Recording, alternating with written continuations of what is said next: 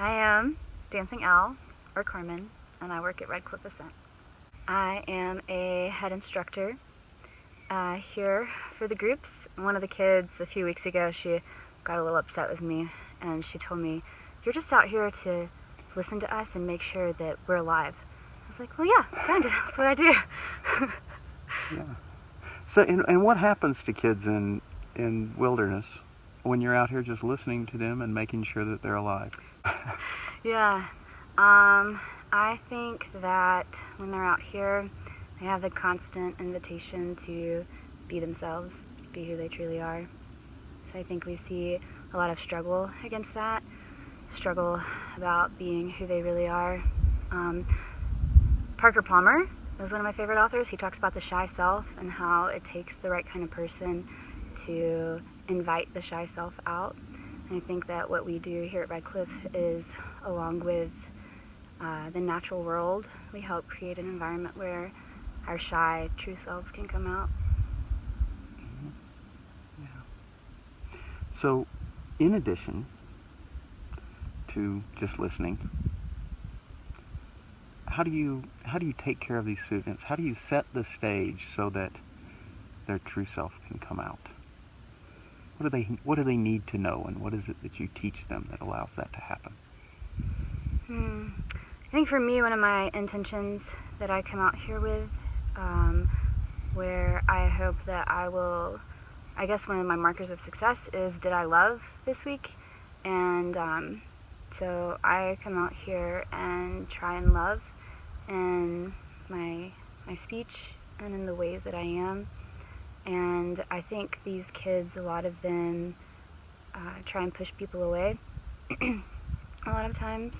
And so what I try and do is be somebody who, no matter what they do, they can't push away. I'll still show up and love them. I've had people in my life who have done that for me. I believe the divine has done that for me. And yeah, so my day looks like trying to pay attention. I think there's a lot of room for just noticing out here, seeing where the kids are at and what they need.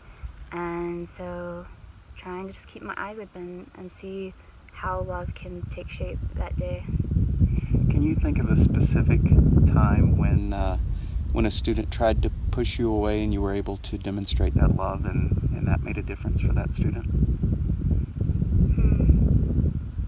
Yeah. So there's this one girl, her earth name was Ocelot, and she told me that when she first got here, I was her first staff, she did not like me. But she also told me that I was the first one that told her, I'll be here for you, and I want to be somebody you can trust, so I want to help me build that trust with you. And she wouldn't really talk to me. She was really shy. She would only talk to a few people, but I think I kept showing up and kept showing that I was interested in her, that I believed in her, that I saw things in her, and she resisted it. But over time, I was able to, through a lot of joking around, that's really how, the language she spoke was sarcasm, joking around, being silly. We were able to develop a relationship where, the kids write poems at night in their journal. So she would write little poems about cheese, because cheese is my favorite, and Dancing Al, and it was just a really cool thing. She actually made a spoon for me as part of her gifting. And I just showed up by noticing how she would respond. She didn't do well in large groups, and so noticing she did better one-on-one, noticing she responded to a certain kind of humor, little kind of weird sense of humor, which works well for me, and just kept showing up and being really intentional in not my pursuit, that sounds strange, but just my intention of wanting to be there for them. Does that make sense? Yeah, you mentioned paying attention, noticing, how she communicated. Mm-hmm. Can we talk a little bit about the importance of instructors noticing that and being able to accommodate themselves to different student styles? Yeah. So for me, my style is just be pretty direct. People have told me, I had one friend who said, it's either really fun to hang out with you or it really sucks. Because I would just ask questions or say things or something was on my mind. I just need to learn how to filter a little bit. But I think one of the things that Redcliffe has done really well, provided the space for me to do, is to change my style of communication. To be really strong and proud of my own style and how I can notice and show up and be there, but also realize that I'm in charge of a group of kids who are so different from me and so different from one another, and there's a lot of space to be creative, really use my imagination and how I'm going to interact with these kids. So if you pay attention, you see how they interact, you see how each kid really wants to interact and is afraid to, or how sometimes they interact in certain ways because they think that's how they're supposed to, but it's not natural for them.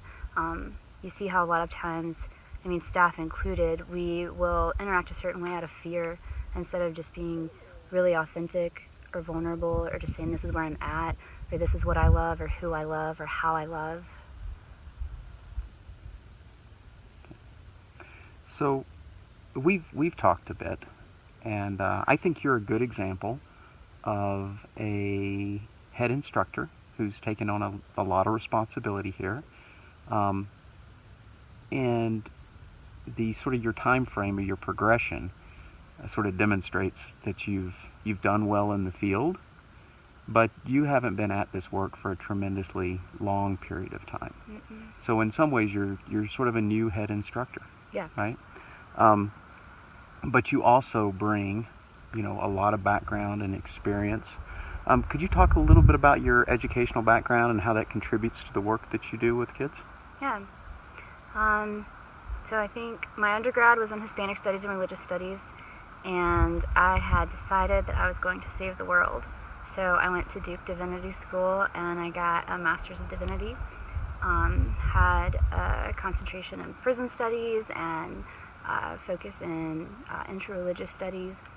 And while I was there, realized that I was inadequate and inept when it came to saving the world, and that one of the best things that I could do was just be with people. And all my life I felt like I didn't really have any real talent or skill, but I noticed that people liked being around me. And a lot of people told me, like the people who knew me best, they said, you make people feel welcome. And I think that my background taught me that we can do that for one another. We can make space for other people to just be who they are, and without even the idea of change, without me being here for you in the hopes that in the future you can change. I can just be here with you, and I can enjoy you as you are and celebrate that. And so I think Duke really helped me learn the ministry of presence, where I could be with all kinds of populations that were in really difficult situations, the homeless population, incarcerated population, undocumented population, people that we would normally think don't have power and don't have a voice, but in practicing that presence with people, just being with them, you understand the great power that it takes, or that's within each person, but the power that's required to just be who a person is, especially in those hard situations, like a person who's in prison, or a person who's here without documentation and is worried about being taken back to Mexico, leave their kids behind, a person who doesn't know where they're going to spend the night, or a woman who is worried about rape because she lives on the street. You see, like, just how much energy it takes to be who we are, and I just really came to value that and respect that so much, and see that just being with people is one of the greatest gifts that you can give and one of the greatest gifts you receive in turn. And I think that the wilderness, there's no better place than the natural world to practice hospitality, because for me this is like I'm just a guest here, and all of the world is constantly providing me a place to live, extending to me the greatest hospitality, and so I want to model my life after that, where I just allow people to be who they are and become who they are in my presence, and just be a witness to that. So I just noticed something in what you said, and you said you didn't have any real talents or skills. What was it like for you when you discovered that the greatest gift that you can give to someone is presence, and then that was both a talent and a skill that you had? You mean like something I'm born with, that's something I can work on as Mm-hmm. well? Yeah. I had a friend who pointed out to me that I needed to work on my listening skills one time. I think that's when I noticed, like, okay, I can be good at this, but there's so much more room for improvement, because she was saying something to me, and I made a noise that I thought was like, like a comforting noise, but she was like, you need to work on your ahs a little bit. So yeah, I think it's something that we need to practice a lot, and it is hard to sit with people in their pain and to just sit there and not say anything. And like for the kids out here, like I can't even really hug them, and so I can't a lot of times do anything but be there. And one of the activities I like to do with the kids when we're having a lot of fighting or bickering, or where we just are forgetting each other's humanhood, is we pair up and we sit in a circle and we stare in each other's eyes, and then we talk about how that experience was. And a lot of times it was awkward, or it was difficult, or it was funny, or sometimes there's moments where people realize, oh, the person in front of me has beautiful eyes, or they have a wrinkle in their forehead, or they have, this about their face. And so all that to say, like, it takes practice. It takes a lot of intention, like sitting in front of somebody and staring in their eyes without looking away, and seeing them and seeing that, oh, they're kind of like me. Like they have their stuff too. And this work provides me with opportunities to improve upon that every single day, like 1,000 times a day.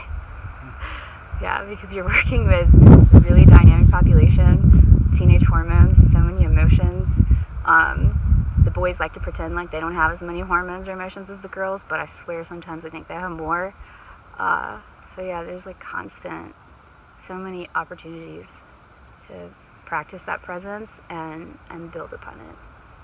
What has it meant to you to have found this work and to have been able to do this for the last year? I was kind of lost. After going to Duke, I was going to go on and do a PhD, and I was doing a lot of those things because it was what my peers were doing. It was kind of the expectation. I was a pastor for a while, and so much of what I did out of fear, and I did it because it was what was expected, and I wasn't happy. I wasn't fulfilled. A kid the other day asked me, how do you spell fulfilled? He thought there was 2 L's in each one, and I said, no, it's F-U-L and F-I-L-L-E-D. But I realized, wouldn't it be so much better if they spelled it F-U-L-L? So you really realized, like, you're fulfilled. You're filled full up. And I feel like that's what this work does for me, because I feel full at this job. Finding Redcliffe, I feel like helped me see more gifts in myself, more clarity in what I want and who I am, what I'm really good at and what I'm really bad at. Out here, when you're with the kids working on themselves, when you have a constant mirror of the natural world and no distractions, you can't hide. And so it didn't let me hide. I tried really hard, but it's impossible when you're out here to hide from yourself and your own stuff inside. And so coming here was, yeah, it was one of the best things that I could have ever done, was give up things and move out west without a job in the hopes that I could do this. Because now I know more of who I am and who I don't want to be. I'm tired of not being, you know. Yeah. Thanks for watching. Please like this video and subscribe. The Primitivus Project is made possible by the generous sponsorship of Wingate Wilderness Therapy. To learn more, visit wingatewilderness.therapy.com.